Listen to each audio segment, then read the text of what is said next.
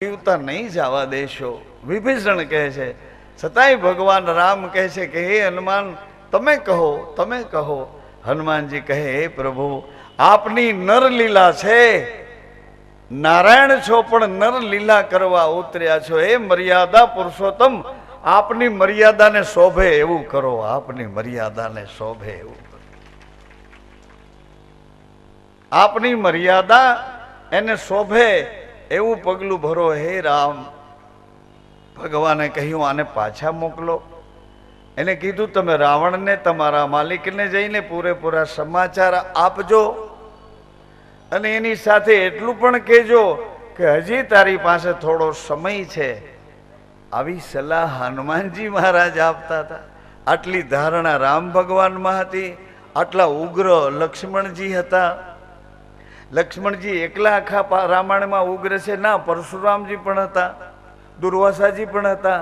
એટલે ટોટલી આ બધાએ જે પાત્રો છે બધાએ આપણા શરીરમાં બેઠેલા છે. જ્યારે જરૂર પડે ત્યારે બહાર આવે છે. આપણને ખબર ન હોય કે મારામાં એમ આટલી બધી અવડાઈ મારામાં હતી, આપણને ખબર ન હોય. આટલો બધો રીંગો હું હતો એ આપણને ખબર ન હોય. આટલો બધો ઉદાર હું હતો એ આપણને ખબર ન હોય. આ બધાએ જે પાત્રો બતાવવામાં આવ્યા છે બધા આપણા આ શરીરના મનોજગતમાં, આ શરીરના શ્વાસન તંત્ર સાથે જોડાયેલી દેહાદિક ઇન્દ્રિયાદિક લાગતી વળગતી આ શરીરની તમામ સામગ્રીઓમાં આવું બધું પડેલું છે. જ્યારે જેની જરૂર પડે ત્યારે એ પ્રગટ થાય છે. ત્યારે આપણને ખુદને ખબર નથી. મને જ ખબર નહોતી કે મારા પિતાજીનું નામ શું છે, મારી માતુશ્રીનું નામ શું છે. જન્મ્યા ફેરી ખબર નહોતી. પછી ધીમે ધીમે અભ્યાસ થયો. એણે એમ પોતાનું નામ શીખવાડ્યું, પિતાજીનું નામ શીખવાડ્યું. મા પિતા પપ્પા જે હોય તે એમ કરતા કરતા આપણના આ માંસના લોચાને ધીરે ધીરે ઘાટ ઘડવાનું કામ પણ માએ જ કર્યું. બોલ, અવળું તપ એણે કર્યું, અવળી યાતના પ્રસૂતિની સહન કરી, જન્મ એણે આપ્યો અને વળી પાછું આપણું જીવન બનાવવામાં પણ માએ જ એવડો સહારો આપ્યો. એ ઘડીએ બીજું કોઈ એ સહારો ના આપી શકે. એ ઘડીએ કોઈ તમને તમારી વધાઈ માટે આવેલા ઊંચી જાતના ક્વોલિટીના બિસ્કિટ હોય પણ એ હોજરી તમારી બિસ્કિટને સહન ન કરી શકે, માનું દૂધ પી શકે, બીજું કંઈ ન કરી શકે. આવી એક ભૂમિકામાં ભગવાન રામની કળા આવે છે, મર્યાદા પુરુષોત્તમની કળા. જ્યાં તમે અટકી જાઓ છો ત્યાં તમને સમજવાનું કે અંદર મારો રામ ના પાડે છે. જ્યાં તમે દુશ્મનોને પ્રેમ કરવા દોડો તો તમને એમ થવું જોઈએ કે મારો કૃષ્ણ અંદરથી મને ધક્કો મારે છે કે આ જગતમાં મારે કંઈ નથી લઈ જાઉં તો કોકની બુરાઈ શા માટે લઈ જાઉં? ભલાઈ લઈને જાઉં કે બુરાઈ લઈને જાઉં? આવા ચિત્ર વિચિત્ર દાવાનળ સળગે છે. એમાં માંડ માંડ આ જીવનનો ગુજારો કરવા નીકળ્યા છીએ. એમાં વળી મારી તારી કરવાનો ટાઈમ આપણને મળી જાય, એમાં વળી ઈર્ષા નિંદા કરવાનો ટાઈમ મળી જાય તો આપણને ખબર પડી જવી જોઈએ કે આપણી અંદર કોઈ પણ પ્રકારનું નિયંત્રણ નથી. નકર જેની તેની ઈર્ષા કરવાનો સમય આપણી પાસે છે જ ક્યાં? આપણે શ્વાસા ગણતરીના લઈને આવ્યા છીએ. 80 વર્ષના શ્વાસા પૂરા કરવા આવ્યા છીએ તો એમાં 81 નહીં થઈ જાય, 79 નહીં થઈ જાય. એને કરવા હોય તો તમારા હાથમાં છે, પણ એની ચાવીઓ એવા પ્રકારની છે. તૂટતા શ્વાસાને જોડવા કોની સાથે અને જોડાયેલા શ્વાસાનો ઉપયોગ કેવી રીતે કરવો, આ એક જીવનની આખી પદ્ધતિ છે, એક સિસ્ટમ છે, આખી જીવનની અદ્ભુત પદ્ધતિ છે. આ જ અવતારની ભૂમિકા છે. અવતારની ભૂમિકા બાળકનું આ જે જન્મ શરીર છે એ એક ભૂમિકા છે. યુવાનીનું શરીર એમાં જે અસરો ઊભી કરે છે એ એક ભૂમિકા છે. પછી પતિ અને પત્નીનો સહવાસ આ પણ એક ભૂમિકા છે. માતા પિતા બનવું એક ભૂમિકા છે. અને માતા પિતા બન્યા પછી જીવનનો વળાંક લેવો એ ભૂમિકા રામદેવ શિક્ષા મહાપુરાણ તમારી પાસે કહે છે કે અહીંથી વળાંક શું લેવો. રામદેવ શિક્ષા મહાપુરાણ.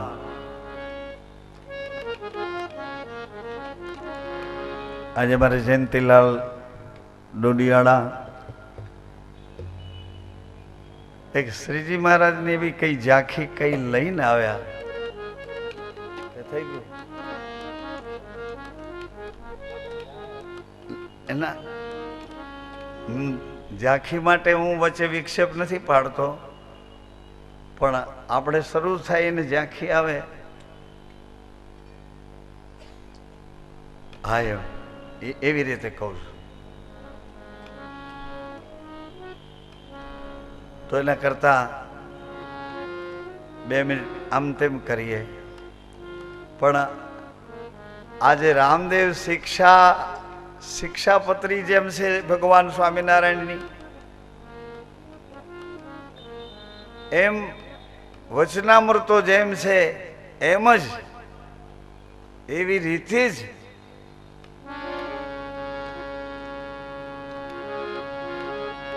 ગુરુના વચન હૃદયમાં રાખો, ગુરુના વચન હૃદયમાં રાખો, ગુરુના વચન હૃદયમાં રાખો, ગુરુના વચન હૃદયમાં રાખો.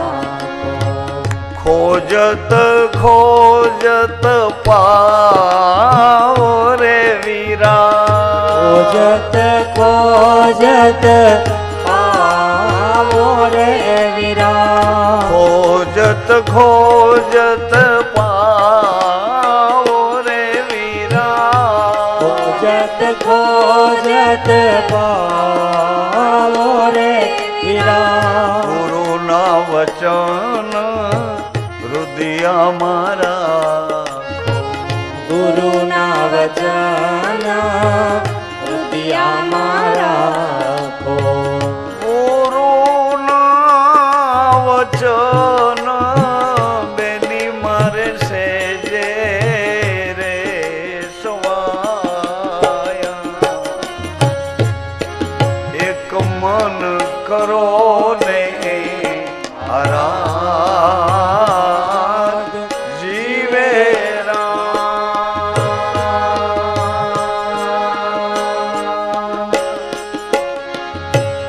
શ્વાસને એક જગ્યાએ કેન્દ્રિત કરવા માટે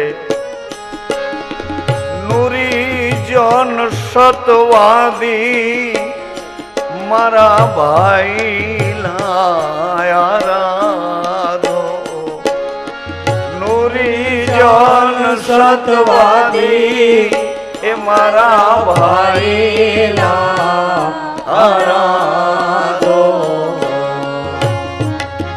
એક થઈને કરો ને આરાધ જીવે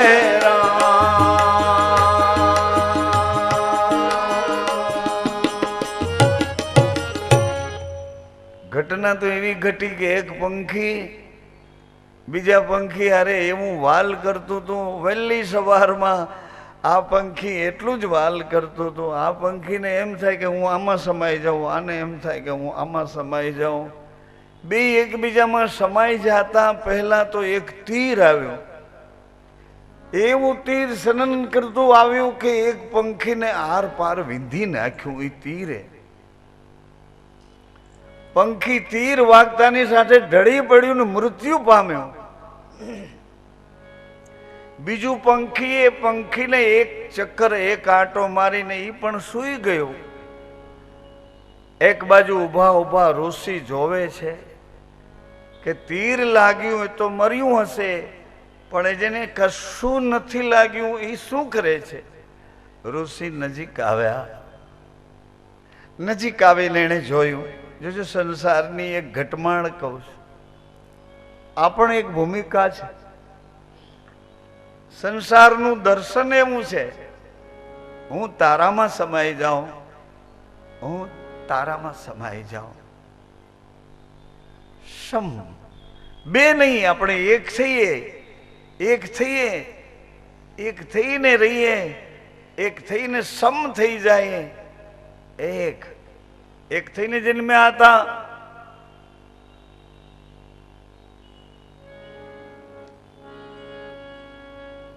ઋષિ આવીને જોયું કે બીજું પંખી તો કશું લાગ્યું નથી, સૂતું નથી, એ પંખી પણ મૃત્યુ જ પામ્યું છે.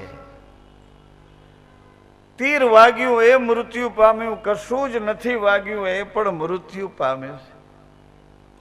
વળી ઋષિ આવે આશ્રમે, ભગવાનની સેવા પૂજામાં ધ્યાન ન લાગ્યું, વળી પાછા કે લાગ્યું એ તો મર્યું પણ કશું જ વાગ્યું નથી, કેમ મર્યું? પછી એણે કલમ હાથમાં લીધી અને વિરહની વેદના લખી. વિરહ, વિરહની વેદના. હવે વિરહની ભૂમિકા, તમે મળ્યા પછી જુદા પડો એને વિરહ કહેવો, કે તમે મળવા માટે તલપાપડ થઈને જુરો છો એને વિરહ? વિરહની ભૂમિકા. એક દી આપણા મા બાપે નાના હતા ને, હતા કે ના? આપણે જો નાના હતા, એક દિવસ યુવા થયા, પિતા થયા, ધીરે દાદા થયા, એમ આપણા મા બાપે એક દિવસ નાના હતા, ધીમે ધીમે મોટા થયા, ધીમે ધીમે ધીમે ધીમે ધીમે ધીમે, એમ ગતિશીલતા છે. સાંભળીને રાખો, સાંભળ્યાનું સુખ એની હદનું છે. કાન કામ નથી કરતા, એને ગમે તેવા ગમે તેટલા અમૃતના અમૃત ભરેલા, સ્વાતિ ભરેલા વચનો કહો, પણ કાન કામ નથી આપતા, સંભળાતું નથી. તું શું કહે છે? એક કાન સારા છે, સાંભળું છું, પણ મારે ધ્યાન નથી દેવું. તું તારે બોલવું એટલું બોલી રાખ, મારે એમાં ધ્યાન દેવું નથી, એટલે નથી સાંભળતો. તું ગમે તેટલું બોલ, મને કોઈ વાંધો નહીં, બોલી રાખ. વાતો પર ધ્યાન દેજો, વાત મારા ઘરની નથી. વિરહા, મળ્યા પછી જુદા પડ્યા એને વિરહ કહેવો, કે મળવા માટે તલપાપડ છે, અધીરા છે, ઉત્સુક છે, જુરે છે, તલપાપડ છે, તડપે છે. તલપાપડ મતલબ તડપી રહ્યા છે મળવા માટે. ક્યાં છે? ક્યાં છે? ક્યાં છે? ક્યાં છે? એને વિરહ કેવો, કે મળ્યા પછી જુદા પડ્યા, ક્યાં ગયા? ક્યાં ગયા? ક્યાં ગયા? ક્યાં ગયા? એને વિરહ કેવો. વિરહની વેદના એ ઋષિએ લખી. વિરહની વેદના કલમ લખી વેદનાની. આવી રીતે આ સંસારનું દર્શન આવી રીતે શરૂ થયું છે. વિરહામાંથી એક જોગ અને એક વિજોગ મળ્યા છે, જુદા પડવાની બીક લાગ્યા કરે છે. વિજોગ હમણાં આવશે, હમણાં આવશે, હમણાં આવશે કરતા કરતા બુઢાપો આવી ગયો. ક્યારે આવશે? ક્યારે આવશે? વિરહા સંસારની એક ભૂમિકા છે. તો શ્રી રામદેવજી મહારાજની શિક્ષા મને તમને આપણને એ ભૂમિકાની પૂર્વ ભૂમિકા બતાવે છે કે થોડો ખ્યાલ કરો. ખાલી ડિગ્રીઓ માટે ભણોમાં, ખાલી એક પાવર્સ માટે ભણોમાં, ખાલી પેટીયું રડવા માટે ભણો નહીં. આ બધું ભણતર તો તમારી પાસે રનિંગ ચાલુ જ છે. હમણાં ભણી લેશો એટલે હમણાં નોકરી મળી જશે, હમણાં કમાઈ લેશું, હમણાં ફ્લેટ ઘરનો થઈ જશે, વળી કંઈક આમ તેમ કરશો તો વળી ગાડી આમ, એવું બધું તો રનિંગ બધાય દોડ્યા જાય છે. એ રસ્તે તો બધાય દોડે છે, પણ વેઇટ પ્લીઝ. કમાઈને પછી શું કરશું? કેટલું કમાશું? કમાઈને શું કરશું? કેટલું કમાશું? કમાણીનો જથ્થો ભેળો થયો તો આને સાચવશું કઈ રીતે? સાચવા પછી એને વિગતે કરીને વાપરશું કઈ રીતે? રામદેવજી મહારાજની શિક્ષા અત્યારના હાલના યુગની તાસીર પ્રમાણે, અત્યારે જે તાવો આવે છે એ તાવોની ટેબ્લેટ એ લોકોએ ગોતી કે આ તાવ અત્યારે જ આવા વાતાવરણમાં જે વાયરસથી આવ્યો છે એને માટે આ ટેબ્લેટ ઊંચામાં ઊંચી છે. એમ ભગવાન રામે એક વખત મર્યાદાની ટીકડી આપી, બધાને મર્યાદિત જીવન જીવવાની પદ્ધતિ સમજાવી. એક વખત ભગવાન કૃષ્ણે પૂર્ણ પ્રેમની કળાની ટીકડી આપી તો બધા એકબીજા પ્રત્યે સમર્પિત થવા લાગ્યા. સમર્પિત, મને નથી જોતું તમે લઈ જાઓ ને, મને નથી જોતું તમે લઈ જાઓ, તમે લઈ જાઓ. ત્યાગ, સમર્પણ, બીજા માટે કંઈ કરી છૂટવા માટેની પારમાર્થિક ભાવનાઓ. એમાં ભગવાન વળી પાછો એનું ટેસ્ટ કરે છે કે આમાં પરમાર્થી છે કે મોહવાળા છે, ત્યાગવાળા છે કે મોહવાળા છે, સ્વાર્થી છે કે મોહવાળા છે, નિર્મોહી છે કે મોહવાળા, સ્વાર્થી કે પરમાર્થી. એમ કરતા ખબર પડી કે આ લોકો તો બધા મોહમાં ને મોહમાં મોટાભાઈથી જુદા થયા, બાપુજીથી જુદા થયા. મોહમાં ને મોહમાં પોતે પોતાની બુદ્ધિથી, પોતાની પદ્ધતિથી રહેવા માટે, પોતાની રુચિ પ્રમાણે રહેવા માટે અલગ થયા છે. અલગ, હું મારી રીતે કમાઈ લઈશ, મારી પત્ની મને કમાવા મદદ કરશે, ધનનો ઢગલો કરી અને અમે આવી રીતે અમારી રીતે ખબર નહીં કઈ રીતે જુદા થવાનું, કઈ રીતે આવનારી આપણી દીકરી વવારું થઈને સામે ઘરે થઈ છે એ દીકરીને એ ઘરમાં સેટ થવા માટે કેટલી તકલીફો પડે ખબર નહીં. આવું બધું થયા કરતું ધીમે ધીમે વધારે ને વધારે રોગ ફેલાતો ગયો અને ફેલાયેલા રોગની કોઈ દવા જ નહીં. એટલે ભગવાન રામ ભગવાન અને રામદેવજીના ચરિત્ર અને સિદ્ધાંતોમાં બહુ જાજો ફરક નહીં મળે. ભગવાન રામજીએ પોતાના અનેક રૂપો બનાવ્યા. કેવી રીતે સજનો? સંતના રૂપમાં ભગવાન ચારે બાજુ ફેલાણા કે હવે એક રૂપથી નહીં પહોંચી શકાય, કારણ કે એક રામદેવ થઈને અહીંયા બેસી રહીશ તો આ લોકો તો એના સ્વાર્થ માટે મને ચારે બાજુથી પેક કરી દેશે, મને કમ્પાઉન્ડ વોલમાં પૂરી દેશે એના સ્વાર્થ માટે કે તું અહીંયા રહે, તું જ્યાં સુધી અહીંયા રહીશ ત્યાં સુધી અમને કોઈ તકલીફ પડવાની નથી.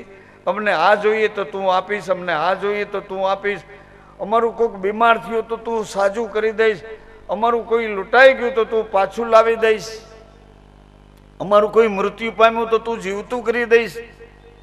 એટલે ભગવાને પોતાનું રાજવી રૂપ પડદે કરવા માટે અને અનેક રૂપે પ્રગટ થવા માટે સંતત્વ પ્રગટ કર્યું છે. આ એક ભૂમિકા છે, મનસ્વીતા વાળી આ ભૂમિકા, સંતત્વ વાળી આ ભૂમિકા, સહનશીલતા વાળી આ ભૂમિકા, પરસ્પર સંઘર્ષ વાળી આ ભૂમિકા. ભાઈઓ ભાઈઓ જ્યારે બાંધે એને તો વાત જ, એનું વર્ણન ન થઈ શકે. જ્યારે ભાઈઓ ભાઈઓ બાંધે સંપૂર્ણ હોય ને, બેયની કક્ષા સરખી હોય, બેમાંથી એકેય નમતું ન દેતો હોય. ભાઈઓ ભાઈઓ બાદ લોહી સરખું જ બેવનો મિજાજ સરખો છે, વાતાનુકૂળ બે સરખા છે. બે બાજે ત્યારે એકબીજાને બોલો પડ્યો કાંઈ ન કરી શકે, અવડી ક્વોલિટીઓ કાઢે. પડ્યો માર ખાતો જાય ને ગારું કાઢતો જાય, મારે ખાતો જાય ને ગારું કાઢતો જાય. એટલે ઓલો મોટો પાછો વધારે મારે તો જેટલો મારે એવડી ક્વોલિટીઓ પાછી દે. માર તારા બાપના પેટનો તો માર ભલે. હવે એ સગો ભાઈ છે, એક ગારું બોલે છે ને ઓલો એને સજા કરે. એટલે એ લોકો જ્યારે ભાઈઓ બાંધતા હોય ત્યારે એનું વર્ણન, એને જોવું, એમાં નિર્ણય લેવો કઠિન પડે. તો હું એમ કહેવા, આપને યાદ કરાવવા માટે પ્રયાસ કરું છું કે આ બધા ઝઘડા અંદર ને અંદર સમાઈ જાય. આ ઝઘડા પાછા ઉદ્ભવે નહીં, બાજવાનું કોઈ કારણ ન મળે, સ્વાર્થનું કોઈ કારણ ન મળે, નોખા થવાનું કોઈ કારણ ન મળે, એકબીજા સામે આંખું વઢવાનું કોઈ કારણ ન મળે, એકબીજા આઘા પાછા અંધારે વયા જાય એવું કોઈ કારણ ન મળે. આવી સરસ મજાની વર્તમાન હાલના યુગમાં રામદેવજી મહારાજની આ પદ્ધતિ તે તમને યાદ કરાવું. પદ્ધતિ ગ્રસ્તાશ્રમથી આ પદ્ધતિ વધુ અનુકૂળ પડશે. ગ્રસ્તાશ્રમથી, માતા અને પિતાથી આ પદ્ધતિ વધુ સમજવી સહેલી પડશે.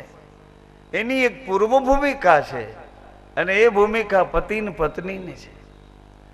સંસારનું દર્શન કરવા ભગવાન રામદેવજી મહારાજે બધાને બોલાવ્યા. આવો સંસારમાં સર્જનહાર કેવી રીતે છે અને સર્જનહારની અંદર સંસાર કેવી રીતે છે. બેવ સિસ્ટમ, બેવ પદ્ધતિ, બે રીત અને બેવના રિવાજ તમને બતાવો. સંસારમાં સર્જનહાર કેવી રીતે રહે છે. આ બેઠેલો સંસાર છે, આ બેઠેલો સંસાર છે, પણ બધાની અંદર સર્જનહાર બેઠો છે. સર્જનહાર બધાની અંદર બેઠો છે. મનસા, વાચા અને કર્મણા ત્રણેય ઘરમાં બેઠો છે. મન દ્વારા, બુદ્ધિ ચિત્ત દ્વારા વિચારી શકે એવો પણ બેઠો છે આપણા સૌની અંદર. વાચા, વાણી દ્વારા વ્યક્ત થઈ શકે, વિવેકવાળું બોલે અથવા વિરોધવાળું બોલે, એ પણ સર્જનહાર આપણી બધાની અંદર બેઠો. કર્મ દ્વારા, કર્મેન્દ્રિયો દ્વારા, કર્મ દ્વારા પોતાનો સંસાર બનાવે છે. આ સર્જનહાર મારી તમારી અંદર નથી તો ક્યાં છે? આ વિજ્ઞાન કેના માથામાંથી નીકળ્યું?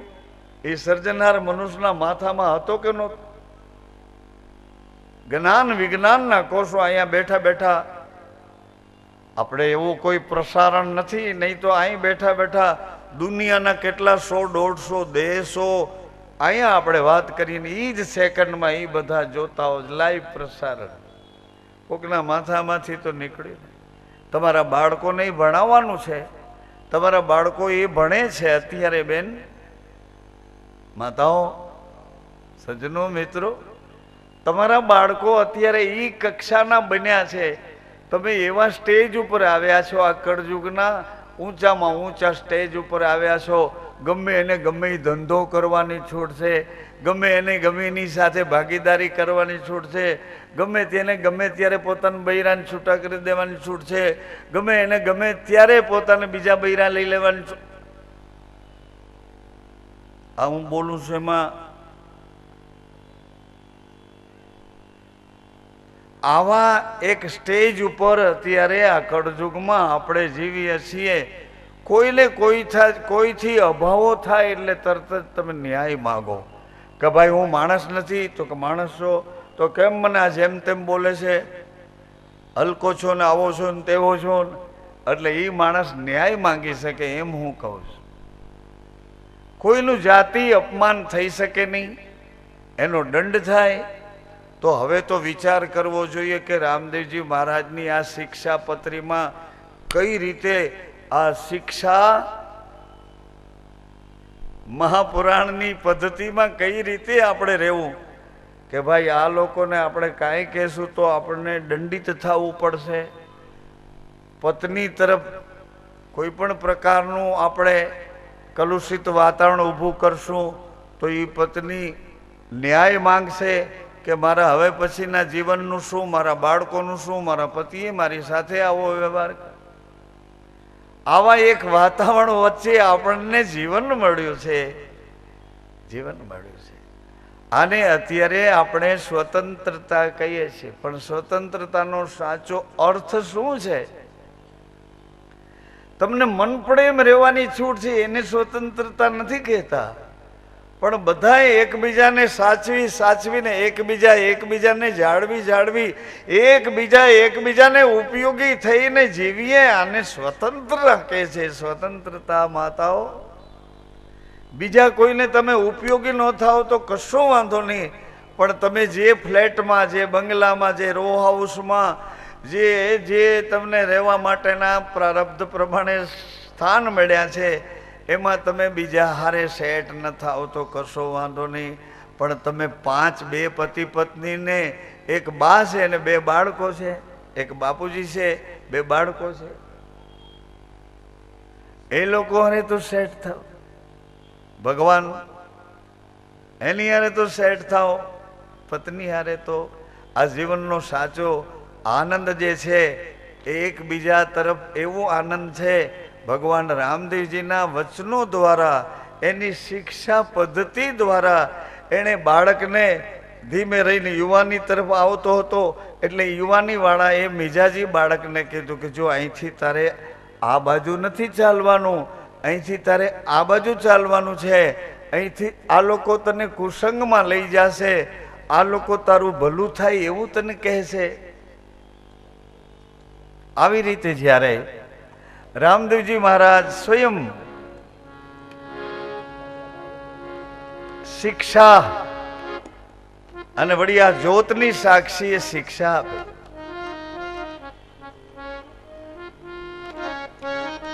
એટલું કરો.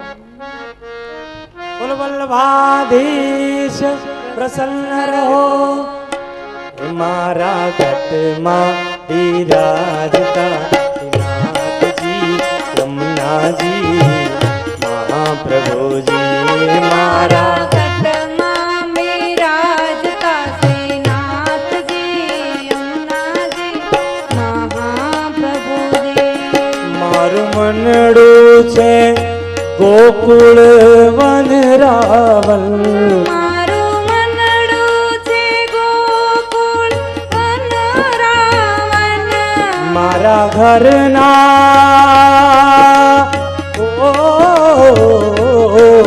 મારા ઘરના આંગણીયામાં તુલસીના વન, મારા પ્રાણ જીવન હે મારા ઘટમાં બિરાજતા શ્રીનાથજી યમુનાજી મહાપ્રભુજી.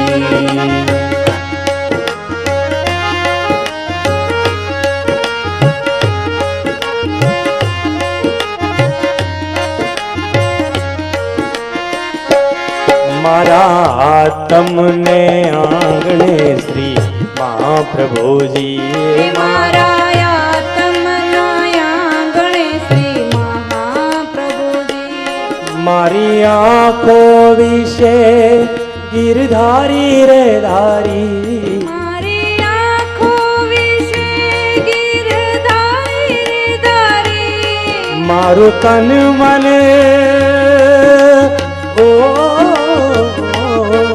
મારું તન મન ગયું છે ને વારી રે વારી, મારા શ્યામ મોરારી હે મારા ઘટમાં બિરાજતા નાથજી યમુનાજી મહાપ્રભુજી. મેં તો ભક્તિ માર્ગ કેરો સંગ રે સાધ્યો, મેં તો ભક્તિ માર્ગ કેરો સંગ રે સાધ્યો. મેં તો પુષ્ટિ માર્ગ કેરો સંગ રે સાધ્યો, મેં તો પુષ્ટિ માર્ગ કેરો સંગ રે સાધ્યો. મને ધોળ કીર્તન કેરો રંગ રે લાગ્યો, મને ધોળ કીર્તન કેરો રંગ રે લાગ્યો. મને લાલાની મને લાલાની લાલી કેરો રંગ રે લાગ્યો, હિરલો હાથ લાગ્યો એ મારા ઘટમાં બિરાજતા શ્રીનાથજી યમુનાજી મહાપ્રભુજી. એ મારા ઘટમાં બિરાજતા શ્રીનાથજી યમુનાજી મહાપ્રભુજી.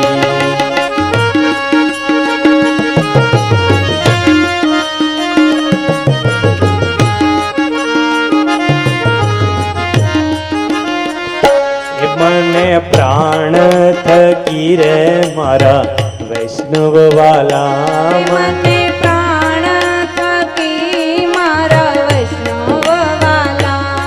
મને પ્રાણ થકી રે મારા વૈષ્ણવ વાલા, મને પ્રાણ થકી મારા વૈષ્ણવ વાલા. નિત્ય કરતા શ્રીનાથજીને કાલા રે વાલા, નિત્ય કરતા શ્રીનાથજીને કાલા રે વાલા. મેં તો વલ્લભ મેં તો વલ્લભ પ્રભુજીના કીધા છે દર્શન, મારું મોયું ગયું મન એ મારા ઘટમાં બિરાજતા શ્રીનાથજી યમુનાજી મહાપ્રભુજી એ મારા ઘટમાં બિરાજતા શ્રીનાથજી યમુનાજી મહાપ્રભુજી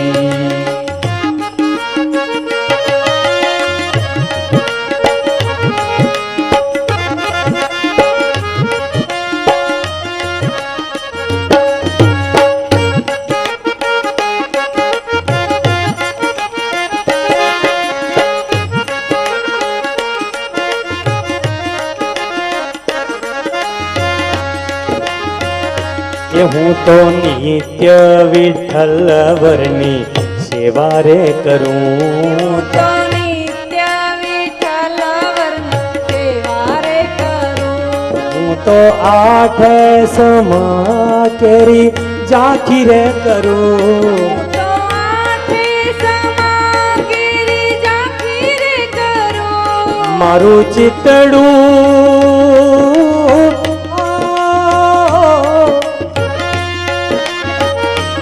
મારું ચિતડું શ્રીનાથજીને શરણે ધરું જીવન સફળ કર્યું હે મારા ઘટમાં બિરાજતા શ્રીનાથજી યમુનાજી મહાપ્રભુજી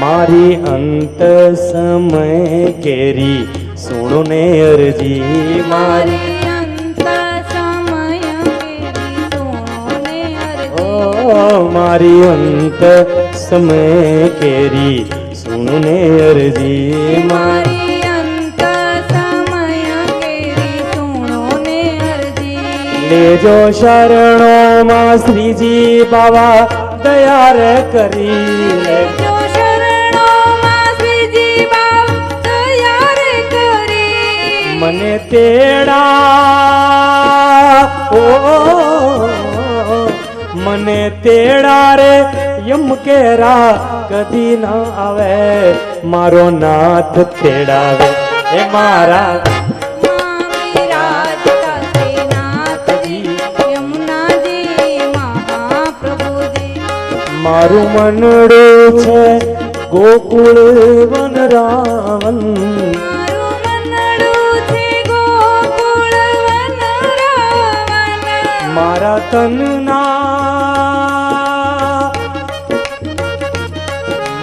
તનના આંગણિયામાં તુલસીના વન મારા પ્રાણ જીવન મારા ઘટમાં બિરાજતા શ્રીનાથજી યમુનાજી મહાપ્રભુજી મારા ઘટમાં બિરાજતા શ્રીનાથજી યમુનાજી મહાપ્રભુજી શ્રીનાથજી બોલો શ્રી યમુનાજી બોલો બધાને વિનંતી તાળી પાડીને બોલવા માટે શ્રી યમુનાજી બોલો શ્રીનાથજી બોલો શ્રી યમુનાજી બોલો શ્રીનાથજી બોલો શ્રી યમુનાજી બોલો શ્રીનાથજી બોલો શ્રી યમુનાજી બોલો શ્રીનાથજી બોલો શ્રી યમુનાજી બોલો શ્રીનાથજી બોલો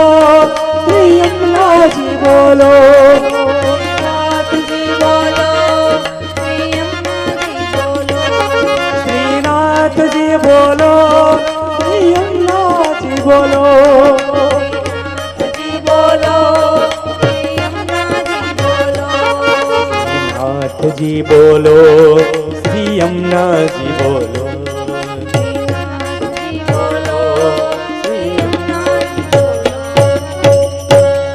વલ્લભાધીશ પ્રસાદ સ્થાન જાળવી રાખશો.